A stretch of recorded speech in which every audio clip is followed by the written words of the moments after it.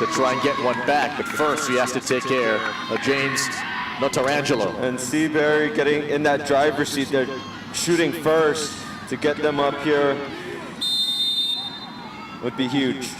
Notarangelo against Iona. Got it.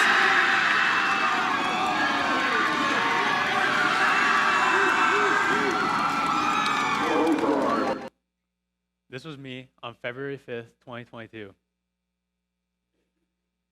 And this was me on August 10th, 2022. Hi, my name is James Notarangelo, and I'm going to be speaking to you about becoming comfortable in uncomfortable situations. Life is notorious for being extremely bipolar. One moment, you can have everything going for you and feel like you're on top of the world. And in the next month, week, or even day, everything you achieved can be stripped away from you in an instant.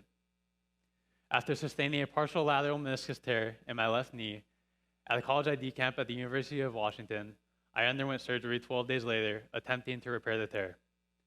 The misery that I was about to experience was something I had never gone through before in my life. Now keep in mind that before my injury, I've been playing for the last 4 years for 7 days a week, for more than 3 hours on school days, and more than 7 hours on weekends, holidays, and breaks. This meant that for the past 3 months of summer vacation, I've been playing for around 50 hours a week.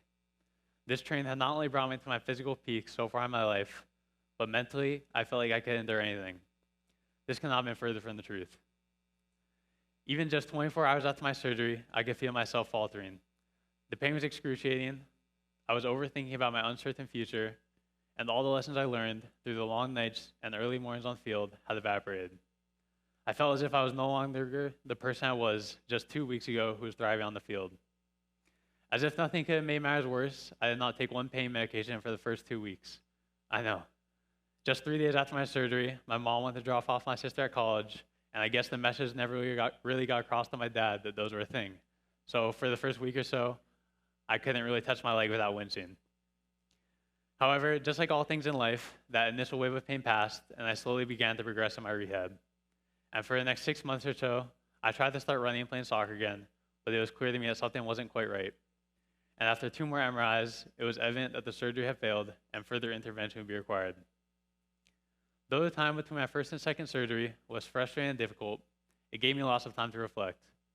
When I first came out of surgery, I forgot all about my past triumphs and underestimated the strength I had built up. I could have used my past experiences as proof that I can endure whatever I was presented with. So on top of the achievement of simply going through a knee surgery without any pain medications, I wanted to build more proof for myself to use to show that I could conquer this up-and-coming meniscus transplant surgery. I found many unconventional ways to replicate the physical and mental beatdown I was about to endure, including biking over 500 miles on a stationary bike in my garage with all the windows and doors closed just to make it hard for myself, as well as sitting in a 42-degree cold plunge for over 40 minutes. When the time of my second surgery came, on March 28, 2023, I truly felt ready for the challenge ahead. I had deeply researched the surgery and understood what to expect. I don't think I've ever been so focused in my life.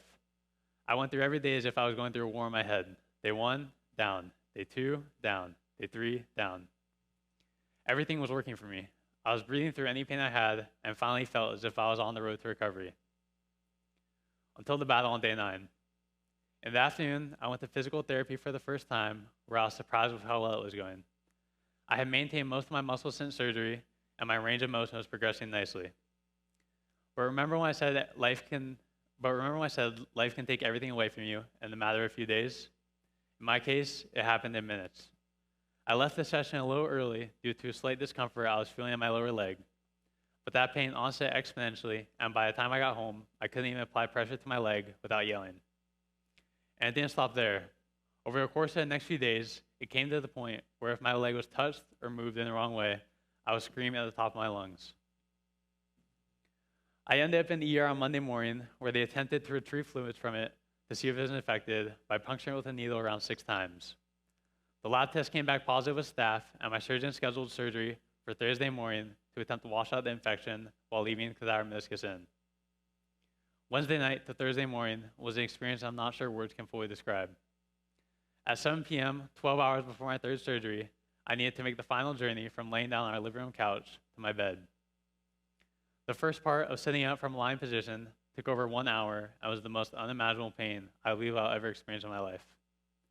The anterior part of my lower leg felt as if glass shards were being sprayed through my skin, piercing straight into my muscle.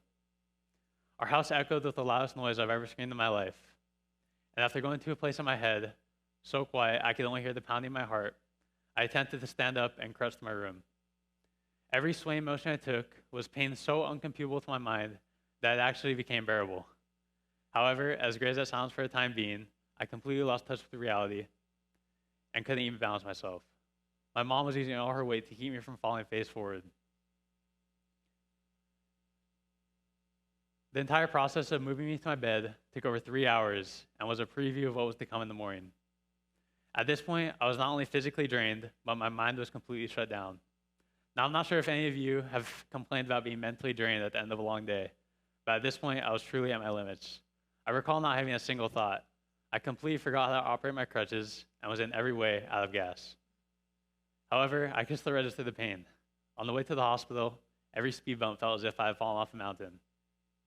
And this pain remained even after my third surgery. After this point, I recall being genuinely finished.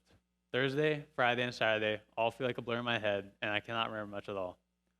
A fourth surgery proved to be necessary and consisted of my surgeon removing the infected cadaver meniscus, as well as installing an external drainage tube to the core of my knee to ensure that no fluid buildup would occur. A PICC line traveling through my arm to my heart was also installed to feed antibiotics to my bloodstream 3 times daily to help battle the infection I had obtained. And after 3 more long days in the hospital, I was finally cleared to go home. I remember thinking to myself, what now? I have virtually lost all the muscle and feeling in my left leg, hadn't been to school in over 2 weeks with less than a month until finals, and was going through mental warfare with myself daily.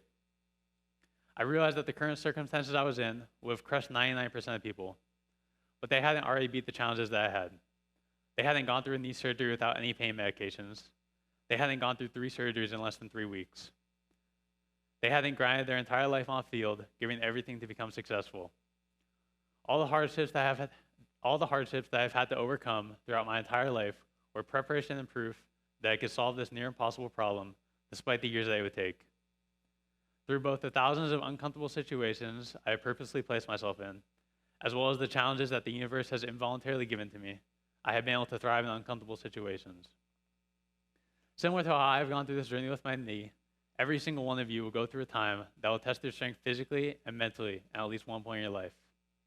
If yours has not presented itself yet, voluntarily going through tough times can be a great way to build your willpower and create proof for yourself to use throughout your everyday life whenever a difficult task presents itself. A simple way that I have found to test myself, and I encourage everyone here to do, is take a cold shower as soon as you wake up every single day. No one wants to do that. We would much rather lay in our warm, cozy bed. But by executing this very simple task, you can start your day out with a win and prove to yourself that you can tackle any challenge that the day presents you with. Today is exactly 1 year since my 4th surgery, and I have gone from not being able to put any pressure on my left leg to training on the field every single day. During this journey, there were lots of times where I had to build my willpower with endeavors off the field. For example, when I couldn't walk, I worked my way up to complete over 1,100 pull-ups in less than 5 hours. When I couldn't run, I carried a boulder up a sandhill every single day. And when I couldn't sprint or pivot from side to side, I ran 14 miles in the pouring rain. There are always challenges to be discovered and conquered. Each one provides a specific skill set for whoever is willing to suffer and put in the work. What's so beautiful about the world we live in is there's an infinite number of skills to acquire and hardships to overcome. Seek out these uncomfortable situations and test the true limits of your body and mind. To conclude, I want to leave you all with a quote by the ancient Greek philosopher Socrates. It is a shame for a man to grow old without seeing the beauty and strength to which his body is capable. Thank you.